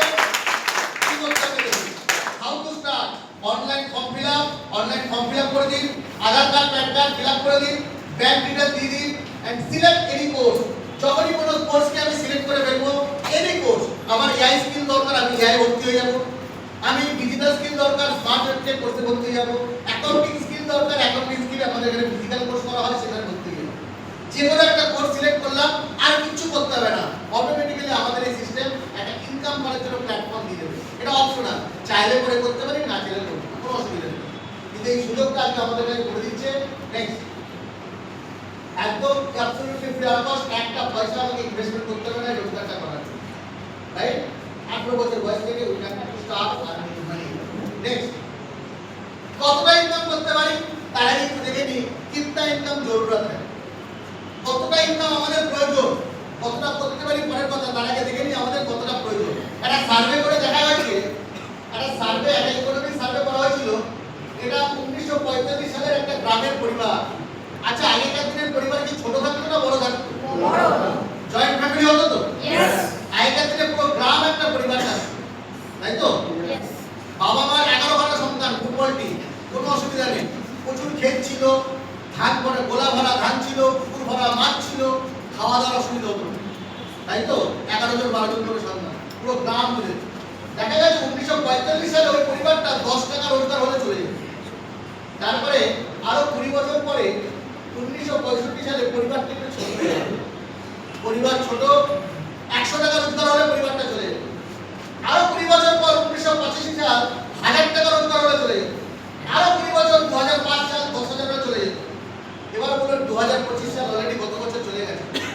প্রতি 20 বছর অন্তর একটা করে জিরো অ্যাড হচ্ছে। তাহলে 2025 সালে একটা ফ্যামিলির কত টাকা রোজগারের দরকার? আবার একটা জিরো অ্যাড করে দিতে, মানে 1 লাখ টাকা দরকার। আজকের দিনে যদি 1 লাখ টাকা কোনো পরিবারের রোজগার না হয়, তাহলে সে তার লাইফ কিন্তু ভীষণ ডেঞ্জার জায়গায় চলে যাবে অলরেডি। তাকে সভ্যতার সাথে জীবন কাটাতে হবে, সবকিছুর সাথে কম্প্রোমাইজ করতে হবে। এবং এই 1 লাখ টাকা রোজগার প্রয়োজন, এবং যেরকম কম্প্রোমাইজ দেখা যায়। নেক্সট, अगर जरूरत के हिसाब से ना कमाया तो क्या होगा? যদি 1 লাখ টাকা মাসে রোজগার না করি, তখন আমাদের সামনে একটাই অপশন বেঁচে থাকে। সেই অপশনটার নাম হচ্ছে কম্প্রোমাইজ বা সমঝোতা করা। সবকিছুর সাথে সমঝোতা। এরকম সমঝোতা দেখা যায়, কিরকম সমঝোতা আমাদের করতে হয়। এই ছবিটা দেখা যায়, ছোটবেলায় স্বপ্ন থাকতো বা একটা হায়াবুসা কিনছি, তারপরে বড় হয়ে গেলে হায় হায় চলে গেল, হায় হায় চলে গেল। এই দেখো একটা স্প্লেন্ডার প্লাস হলো, ভেবেছিলাম কি আর হলোটা কি, সামনে দুটো পিছনে দুটো। এই দেখো চাহা क्या आहा ये जी सलमान खान, ये जी अमजद खान, রোজগার নেই কি করবো, গরিব ঘরের সন্তান, যেটা স্বপ্ন দেখেছি সেটা পাইনি, বাবা মা তুলে দিয়েছে এবার একটা কিছু করার। আমরা দেখেছিলাম স্বয়ংবর সভা হয়েছিল, কার স্বয়ংবর সভা হয়েছিল তো, দ্রৌপদীর স্বয়ংবর সভা হয়েছিল তো, ইয়েস অর নো? স্বয়ংবর সভা হয়েছিল। তাকে চয়েস করতে বলা হয়েছিল, গরিবের মেয়ে হলে সে চয়েস করতে পারে না, তার চয়েসের অধিকার আছে কি? জীবনটা ঠিক এরকম। আর কি দাঁড়াবে? সোচা क्या, দারুণ একটা লাইফ, দুর্দান্ত লাইফ, এটা জীবনে ভেঙে বলতে হলো তো স্পিডে দেবো। হ্যাঁ নেক্সট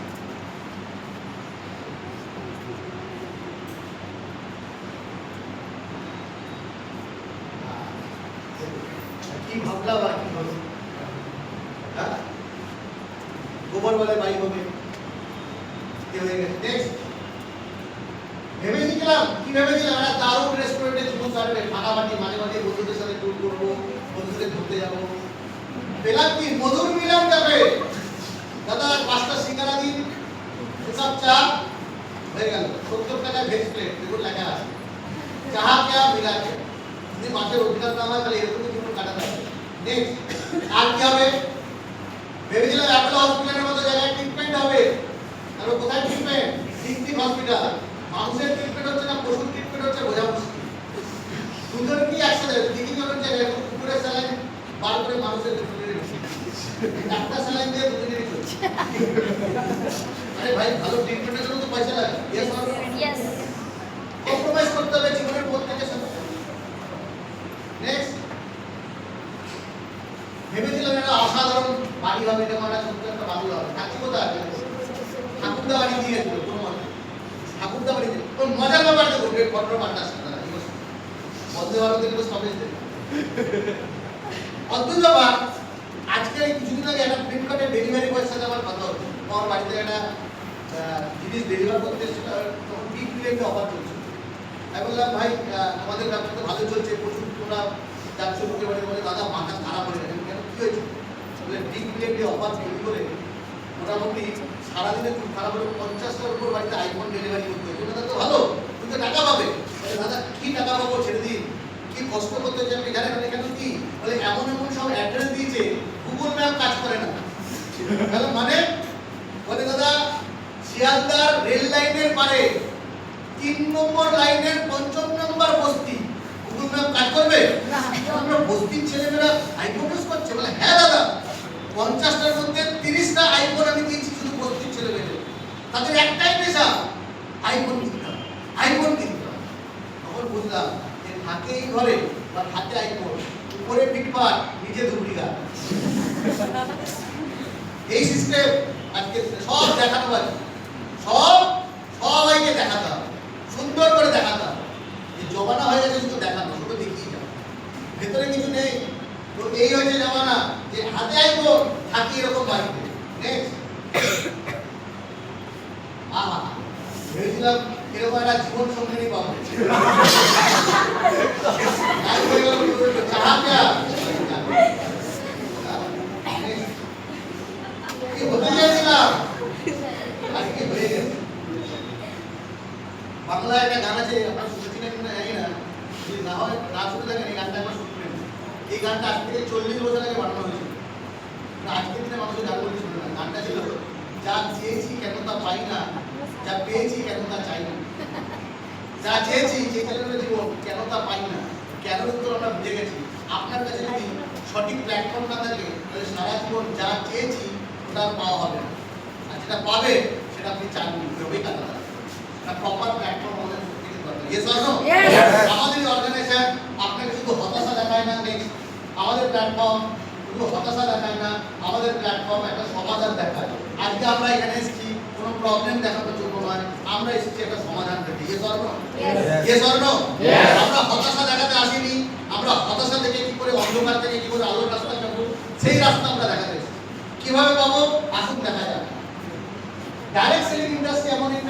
যেখানে অলরেডি নেক্সট বাস ডাইরেক্ট সেলিং ইন্ডাস্ট্রি একটা গ্লোবাল পাওয়ার, একটা পৃথিবীর পাওয়ার হয়ে দাঁড়িয়েছে। সারা পৃথিবীতে অলমোস্ট প্রায় 8.5 কোটি টু বাস 8.5 কোটি মানুষ সারা পৃথিবী জুড়ে আজকে এই ডাইরেক্ট সেলিং ইন্ডাস্ট্রির উপরে নিজের ক্যারিয়ারকে তৈরি করতে পেরেছে।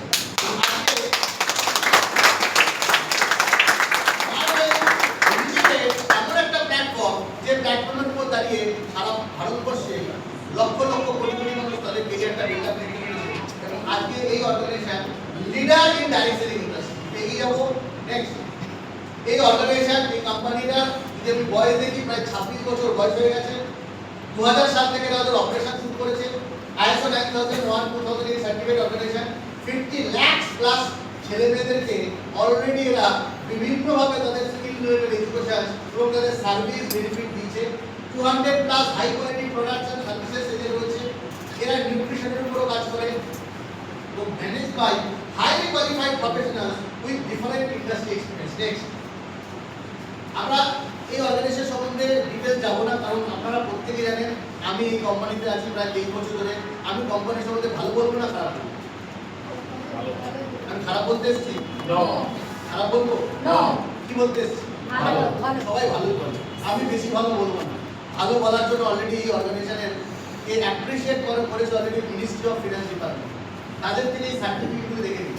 Ministry of finance government of India তারা এই সার্টিফিকেশনগুলো দিচ্ছে অ্যাপ্রিসিয়েশন সার্টিফিকেট। তাহলে যেখানে গভর্নমেন্টটাকে অ্যাপ্রিশিয়েট করে সেখানে আমি খারাপ বলি ভালো বলি কিছু যায় আসে কি?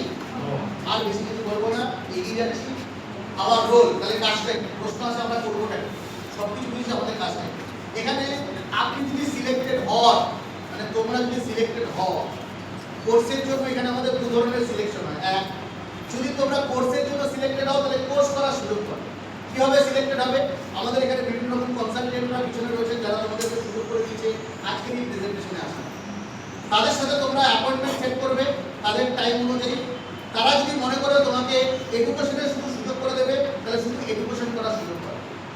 তারপরে আরেকটা ইন্টারভিউ হবে, যদি তোমার ভেতরে বাকি কোয়ালিটিগুলি থাকে তারা টেস্ট করে দেখে নেবে যে এই মানুষটি বা এই ছেলেটি বা মেয়েটি এডুকেশন এবং রোজগার দুটোই পাবে কিনা।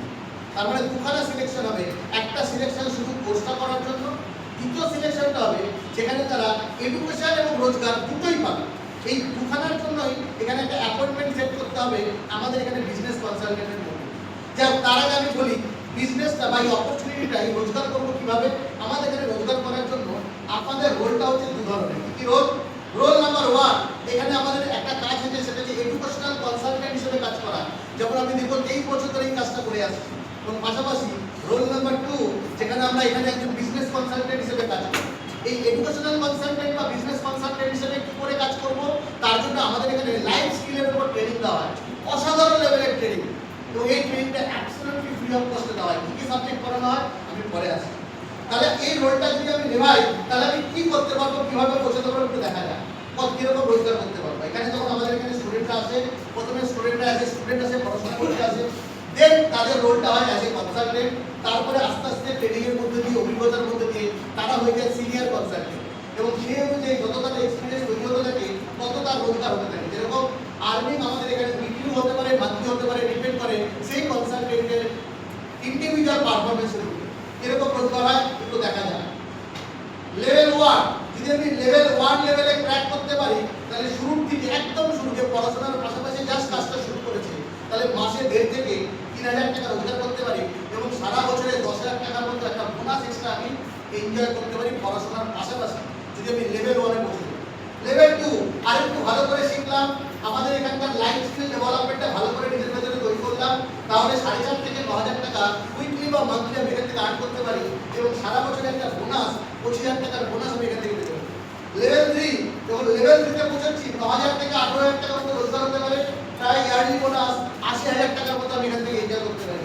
এভাবে লেভেল 3, লেভেল 4, লেভেল 5 দেখতে দেখতে লেভেল 5 এ যখন পৌঁছাবো 18,000 থেকে 36,000 টাকা আমি মান্থলি ইনকাম করতে পারি এবং 2,60,000 টাকার একটা বোনাস, যেটা ডিপেন্ড করবে আমার কনসালটেন্সি কতটা ভালো পারফর্ম করছে তার উপরে। এভাবে আমাদের রোজগারটা জেনারেট হয়। আমি একটা 3 বছরের প্রজেকশন দেখাবো, নেক্সট 5 বছরের একটা প্রজেকশন দেখাবো। এই 5 বছরে আমরা কি কি করতে পারি। যেমন এখানে স্টুডেন্ট তো কোন ক্লাসে পড়ছো? 12 ফাইনালে পৌঁছো। কত বছর বয়স তোমার?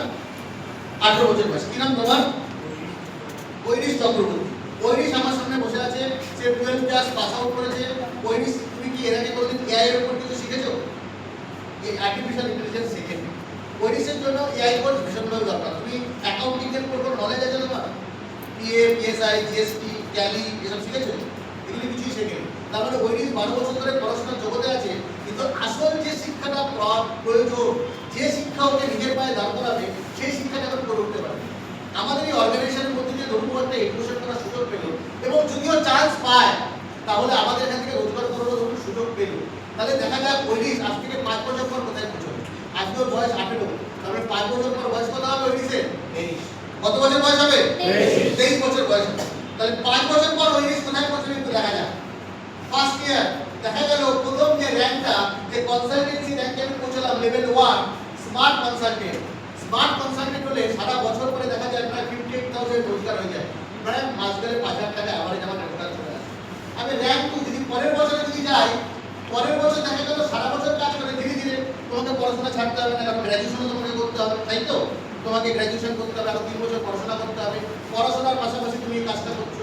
কোন সময় দিচ্ছ? যে সময় তুমি ফেসবুকে টাইম পাস করতে, ইনস্টাগ্রামে টাইম পাস করতে, ভিডিও গেম খেলতে, তারপরে জানলিরামি খেলতে, বন্ধুদের সাথে ফালতু সময় অপচয় করতে, সেই সময়টা তুমি দিচ্ছ। সেকেন্ড ইয়ার দেখা গেল তুমি রোজগারটা 1,30,000 টাকা করে পেলে। তৃতীয় বছরের মাথায় গিয়ে তুমি কি পেলে? তৃতীয় বছরের মাথায় গিয়ে দেখা গেল তুমি স্টার কনসালটেন্ট তৈরি হয়ে গেলে 2,72,000 টাকা টোটাল রোজগার তোমার জেনারেট হয়ে গেল। ফোর্থ ইয়ার তুমি আরো বেশি এক্সপিরিয়েন্স হোল্ডার হলে, পড়াশোনার পাশাপাশি ঐরিশ এগিয়ে চলেছে, স্টারের পরে যাবে সুপারস্টার কনসালটেন্ট লেভেল 4, তার টোটাল রোজগারটা প্রায় 5,54,000 টাকার কাছাকাছি চলে আসে। এবং নাম্বার ফিফথ ইয়ারে গিয়ে সুপ্রিমো কনসালটেন্ট 8,60,000 টাকার কাছাকাছি টোটাল রোজগার। যদি টোটাল 5টা বছরের রোজগারকে যদি অ্যাড করি, তাহলে দেখা যাবে প্রথম বছরের রোজগার দিয়ে একটা মোবাইল চলে আসবে। দ্বিতীয় বছর নিজের পয়সা, বাবার কাছে হাত ধরে চাইতে হবে। দ্বিতীয় বছরে নিজের পকেটে টাকা খরচা করে একটা ফ্রিজ চলে আসতে পারে, একটা বাইক চলে আসতে পারে। তৃতীয় বছরের পয়সা দিয়ে একটা আমি এসি কিনে নিতে পারি। চতুর্থ বছরের পয়সা দিয়ে একটা ফোরহুইলারও বিক্রি করে ফেলতে পারি। সব পড়াশোনা করতে করতে। মজার বিষয়, আপনারা ভাবছেন এটা কি সম্ভব? আমি বলি এটা সম্ভব। আমি যখন কলেজে ভর্তি হয়েছিলাম 2001 সালে গ্র্যাজুয়েশনে ভর্তি হয়েছিলাম, 2003 সালে আমি প্রজেক্টে আসি, আর 2005 সালে আমি কলেজ পাস আউট করি। তো 2001 থেকে 2003 মানে সেকেন্ড ইয়ার থেকে থার্ড ইয়ারে যাচ্ছি, তখন আমাকে এই সুযোগ করে দেয় প্ল্যান। এবং ফোর্থ ইয়ারের মাথায় গিয়ে কলেজের টোটাল খরচাটা শুধু দিয়ে ফেলি তা নয়, কলেজের টোটাল খরচাটা কি, তার সাথে সাথে আমি একটা বাইক আছে করে বলি। এবং বন্ধু বান্ধব যখন জিজ্ঞাসা করে এটা কি বাবার দেওয়া বাইক, আমি তখন গর্ব করে বলতাম এটা বাবার দেওয়া নয়, বাবা আমাকে সুযোগটা করে দিল, বাট রোজগারটা আমি নিজের পয়সা দিচ্ছি। সত্যি আমার খুব ভালো লাগে।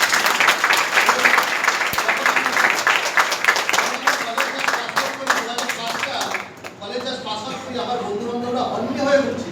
কেউ বলছে আমি এমবিএতে যাবো, কেউ বলছে আমি ক্যাশ দেবো, কেউ বলছে ম্যাথ দেবো, কেউ চাকরির জন্য বিভিন্ন কোম্পানির দরজা খটখট করে তারপরে মারা হারাচ্ছে। সেই সময় 2007 সালের জানুয়ারি মাসে আমি আমার একটা ফোরহুইলারও পারচেস করি। মানে যখন আমার বন্ধু বান্ধব এদিক ওদিক ঘুরছে, তখন আমি আমার গাড়ি নিয়ে ঘুরছি। এই যে জিনিসটা এই জন্য হতে পেরেছিল, কারণ আমি একটা ডিসিশন নিয়েছিলাম পড়াশোনার পাশাপাশি রোজগার করবো, সময় নষ্ট করবো না। তো ঐরিশ যদি 5 বছরে যদি এই জায়গায় পৌঁছতে পারে, তাহলে দেখা যাবে 5 বছরে টোটাল রোজগারটা প্রায় 25 লাখ টাকার আশাবাসী। এবং 25 লাখ টাকা যদি রোজগার করি, এতগুলি জিনিস 23 বছর বয়সেও করে ফেলতে পারবে। তাহলে যেখানে ঐরিশের অন্যান্য বন্ধুবান্ধব 24 বছর বয়সে মাসে 10,000 টাকা রোজগার থেকে স্টার্ট করবে, সেখানেই ঐরিশ এই প্ল্যাটফর্মে দেখি আগামী 5 বছর পরে এই এতগুলি জিনিস অ্যাচিভমেন্ট হয়ে যাবে, একটা ফ্ল্যাটের বিক্রি করে দেবে। এর থেকে ভালো কিছু হতে পারে কি? বাট এই সুযোগটা সবাইকে দেওয়া হবে না। আমাদের এখানকার কনসালটেন্ট যদি মনে করে আপনার মধ্যে সেই কোয়ালিটি এবিলিটি আছে, তবেই আপনারা সুযোগ পাবেন, আদারওয়াইজ শুধু কোর্স করার সুযোগ পাবেন। কিন্তু এগিয়ে দেখা যাক এটা অ্যাপ্রক্সিমেটলি এটা হয়, আর কি পাওয়া যায় এখান থেকে। সব থেকে বড় যে জিনিস, যেটার জন্য মানুষ কোটি টাকা দিলেও যে জিনিসটা অ্যাচিভ করতে পারে, লক্ষ লক্ষ টাকা খরচা করলেও যেটা পায় না, this is identity, recognitions, rewards, international fees, dream age income. ওই একটা কথা বলো, জাস্ট ওপেন মাইন্ডে একটা কথা বলতে পারেন, ওপেন, ঠিক আছে? তোমার জীবনের সব থেকে শখের জিনিসটা কি? মানে যেটা তুমি কেটে যাও,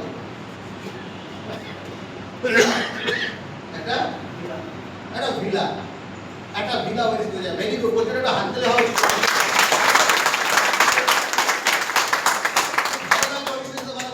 একটা স্বপ্ন আছে ভিলা। আচ্ছা ঐরিশ, তোমার জীবনে ভিলাটা আসলো কখন আসলো? 78 বছর বয়সে। বাথরুমে নিয়ে যাওয়ার জন্য দুজনের হেল্প দরকার বা স্ট্রেচারে করে নিয়ে যেতে হবে, তাহলে ভালো লাগবে? তাহলে ভিলাটা তোমার কবে লাগবে? 78 বছর বয়সে না 30 বছর বয়সে? তার মানে এমন একটা বয়সে আমাদের অ্যাচিভমেন্টটা প্রয়োজন যেটাকে আমরা উপভোগ করতে পারি। Yes or no? Yes or no? আপনি রয়্যাল এনফিল্ড কিনলেন, কখন কিনলেন? 70 বছর বয়সে। ডাক্তারবাবু বলে দিচ্ছে হাই প্রেশার আছে আপনার, বেশি দূরে চালাতে পারবেন না।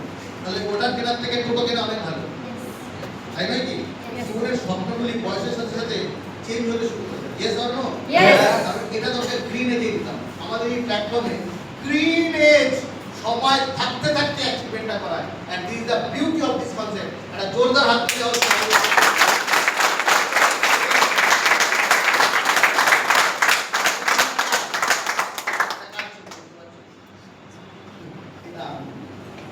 এটা আমার ছবি, এটা তখনকার তোলা ছবি যে সময় আমি কলেজ পাস আউট করে ফার্স্টেডেড হয়ে ঘুরে বেড়াচ্ছি, চাকরির অ্যাপ্লিকেশন দিতে যাচ্ছি বিভিন্ন জায়গায়। একটা কলেজে আমাদের ক্যাম্পাস ইন্টারভিউ চলছিল, সেখান থেকে মেরাজপুর লাগাচ্ছি, যত্ন করে ছবিটা করেছি। দেখা যাক, এটা ছিল আমি এই অর্গানাইজেশনে আসার আগের ছবি। নেক্সট, প্রচন্ড ডিপ্রেস থাকতাম এই বিজনেসটা আসার আগে, কলেজ চলাকালীন, যে সত্যি কি আমার জীবনের কোনো ডেভেলপমেন্ট হবে, সত্যি কি চাকরি পাবো, একটা হতাশার মধ্যে থাকতাম। কিন্তু যখন আমি এই অর্গানাইজেশনে আসি, আসার পরে আজকে 23 বছর হয়ে গেছে, সারা ভারতবর্ষ জুড়ে আজকে আমার সাথে প্রায় 5 লক্ষ প্লাস কনসালটেন্ট অ্যাড হয়েছে।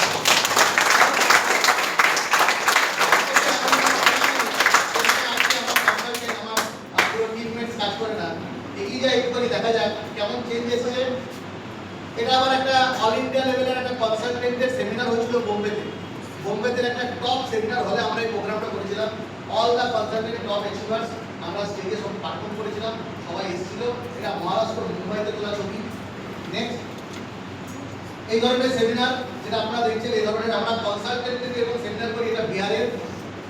নেক্সট, এটা কলকাতার, এটা আসামের, এটা আগ্রার, এটা কর্ণাটকার, এরকম সারা ভারতবর্ষের কোনায় কোনায় আমরা আমাকে যেতে হয় এবং সেখানে এই সেমিনার ট্রেনিং প্রোগ্রাম আমাকে কন্ডাক্ট করতে হয়। সারা ভারতবর্ষের প্রায় 5 লক্ষের উপর আজকে ট্রিটমেন্ট আজকে আমার সাথে যুক্ত হয়ে গেছে।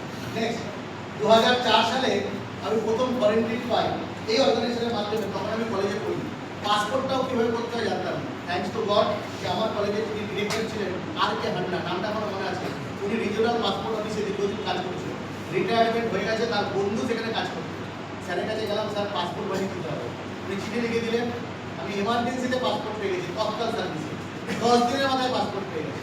এবং স্যার খুব গর্ব করে বলেছিল যে আমার স্কুলের, আমার কলেজের প্রথম স্টুডেন্ট তুমি যে নিজের দক্ষতার ফরেন ট্রিপে যাচ্ছ।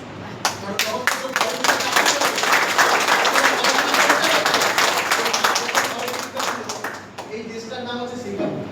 আমি ছবি দেখি, এখন এআই দিয়ে তো ছবি বানানো যায়, বানানো যায় তো?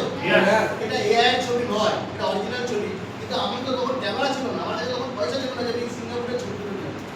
যে ছবিটা আমার কাছে ছিল সেটা দেখা, যেটা আসল ছবি, যেটাকে ডুপ্লিকেট করা যায় না, যেটা ডুপ্লিকেট করা হচ্ছে অপরাধ, সেটা কি? নেক্সট, এটা হচ্ছে পাসপোর্টের ভিসার ছবি।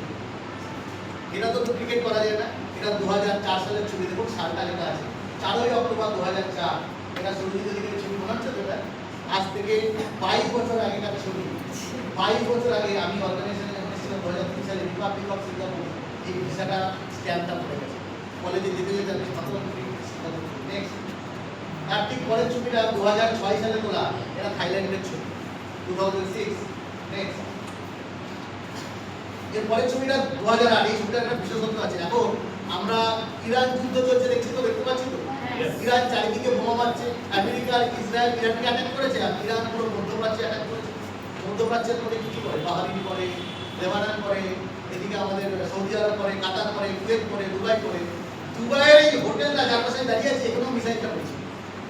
ভাগ্যে 2008 এই মিসাইল করার আগে পাশের যে গাড়িটা, এটা যে বুর্জ আল আরব, লোকে ভালোবেসে একে 7 স্টার হোটেলের সমান তাকে জায়গা দেয়। বুর্জ আল আরব সবথেকে costliest hotel in the world. এই হোটেলে আমরা গেছিলাম, যাওয়া শুরু হয়েছিল। পাশে যে গাড়িটা দেখছেন, এটা রোলস রয়েস। আমি নাম জানতাম না, তখন তো সত্য গেছি, তখন টাকা পয়সা রোজগার কোটি কোটি টাকা দিয়ে কোটি টাকা কিনতে পারতাম। বাড়িতে এসে যখন কাউকে জিজ্ঞাসা করলাম, গুগল সার্চ করলাম, তখন বলে এটা 2.5 কোটি টাকার গাড়ি। এটা 2008 সালের কথা। এটা আমার গাড়ি নয়, যার গাড়িটার পাশে দাঁড়ানোর সুযোগ তো পেয়েছিলাম। এসব না, মানে তখন হয়তো টোটোর পাশে ছবি তোলার যোগ্যতা ছিল, তখন রোলস রয়েসের পাশে তুলছে।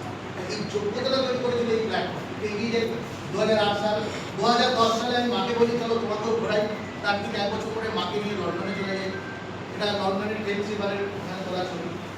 নেক্সট 2009 সালে আমি স্কটল্যান্ড ঘুরে গেছি। তো পড়াশোনা সব করার পরে ফটাফট করে চলে গেছি কিছু আসছে।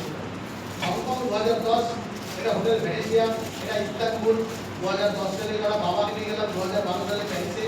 2012 সালে এটা আইফেল টাওয়ারের সাথে Paris, Eiffel tower, Paris, Germany, France সব কিছু ঘুরেছিলাম। বাবা আজকে আমার নেই, কিন্তু আমার মনে একটা তৃপ্তি আছে যে না বাবাকে রেখে কোয়ারেন্টাইন করতে পেরেছি। তো এটা আমার একটা অ্যাচিভমেন্ট। 2015 সালে অস্ট্রেলিয়া যাই। নেক্সট এটা সাউথ আফ্রিকার ছবি। নেক্সট নেক্সট হ্যাঁ নেক্সট 2015 সালে একটা অ্যাচিভমেন্ট করি, হার্লে ডেভিডসন, একটা 4.5 লাখ টাকার বাইক।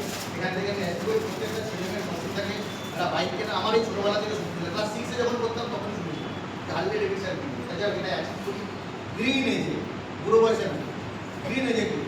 নেক্সট গাড়ি কিনি 2007 সালে। নেক্সট রিসেন্টলি একটা 20 টাকার উপর একটা ফ্ল্যাট পারচেজ করি কলকাতাতে। এই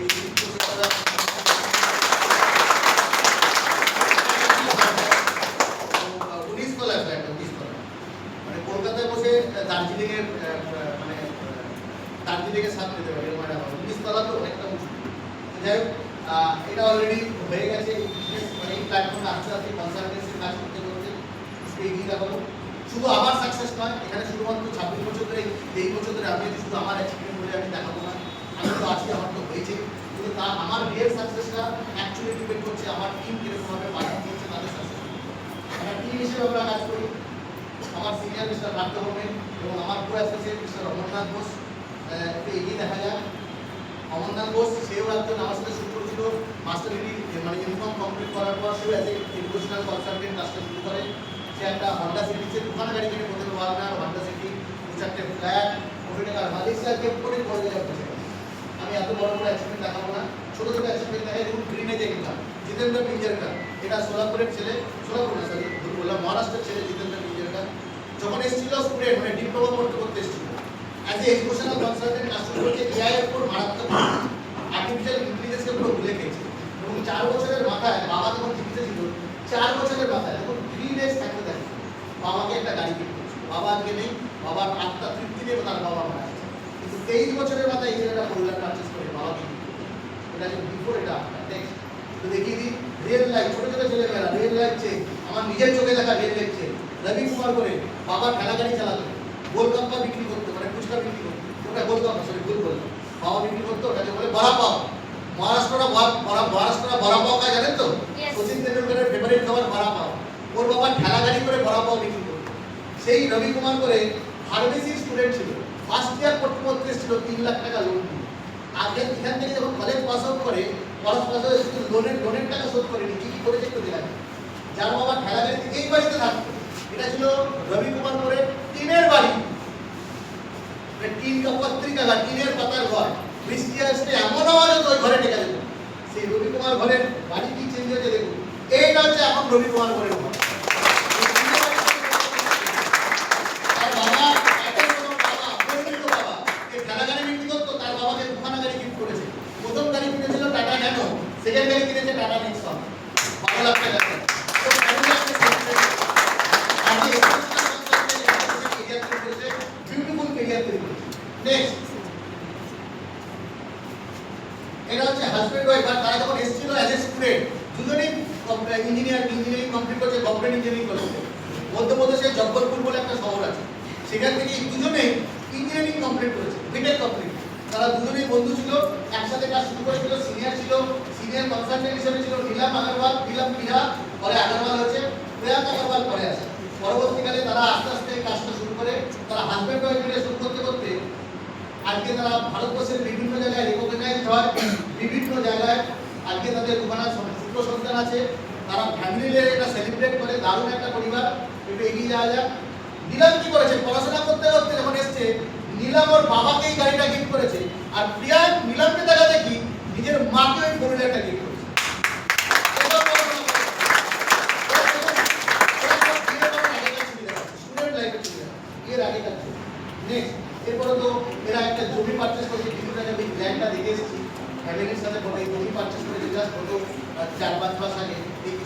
ভিলা বানান, বুঝে বলছি না ভিলা, এখন এদের বয়স 28-29 কাছাকাছি, হ্যাঁ 30-এর আশপাশে হবে, এখন ওরা ভিলা বানাচ্ছে। তো এই অ্যাচিভমেন্ট হচ্ছে নিলামকে আমি দেখাচ্ছি এই সমস্ত অ্যাচিভমেন্ট দেখুন লং এজ, এই যে ছবির মধ্যে সবাই বললেন অ্যাচিভার। আচ্ছা বলো তো এখানে কারো বয়স দেখতে পাচ্ছেন যে চুল দাড়ি পেকে গেছে এরকম কোনো ছেলে মেয়ে আছে? চুল দাড়ি পাতা অবস্থা দেখতে পাচ্ছেন? এই সমস্ত কিছু গ্রিন এজ অ্যাচিভমেন্ট, অল্প বয়সে এরা অ্যাচিভ করেছে, গ্রিন এজ অ্যাচিভমেন্ট প্রত্যেকটা পরিবার আছে। আমাদের এখানে সবাই এখানে ফাংশন বিগ হ্যান্ড পারফেন, এটা সবাই একজন ফোর হুইলার অ্যাচিভার এবং এডুকেশনাল ফাংশন, এটা বিগ হ্যান্ড হওয়া উচিত।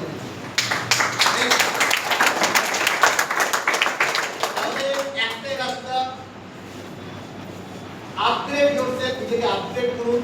রিক্সা চালক হেলমেট পরে যতই জোরে গাড়ি চালাক না কেন সে অ্যাডভান্স গাড়ির মোকাবেলা করতে পারবে না। পারবে কি? আমাকে কি এগোতে হয়, তাহলে সায়েন্টিফিক গাড়ি আমাকে চুজ করতে হবে। This platform is a scientific way of income, scientific way of vehicles, scientific income for vehicles. এটাকে চুজ করতে হবে, যদি কপালে থাকে তাহলে আপনি চুজ করতে পারবেন, আদরে হবে এগিয়ে যাওয়া যাক।